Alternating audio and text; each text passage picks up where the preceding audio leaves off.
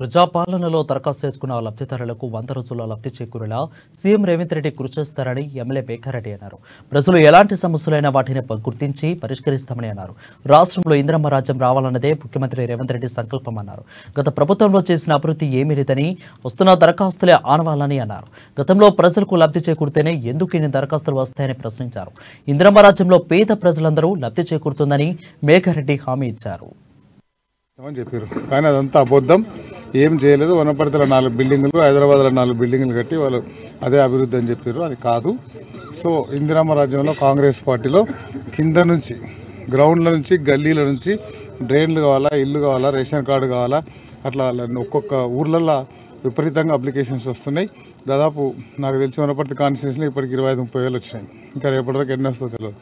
So ఇవన్నీ తీసుకున్న తర్వాత రేపు సాయంత్రం తర్వాత కొన్ని మేము ఇచ్చిన అభయస్థంలో 5 గ్యారంటీలు కాకుండా మిగిలిన వేరే సమస్యలు, రేషన్ కార్డు కానీ వేరే సమస్యలు కానీ, మన ధరణి పోర్టల్ కానీ, చాలా పొలాల పంచాలు కానీ చాలా వస్తున్నాయి. అన్నిటి మీద పరిశీలించి మేము ఈ నెల ఆఖరికల్లా ఈ ఎంట్రీ చేసేది, కంప్యూటర్ ఎంట్రీ చేసేది అంతా అధికారులు చేస్తారు. దాని తర్వాత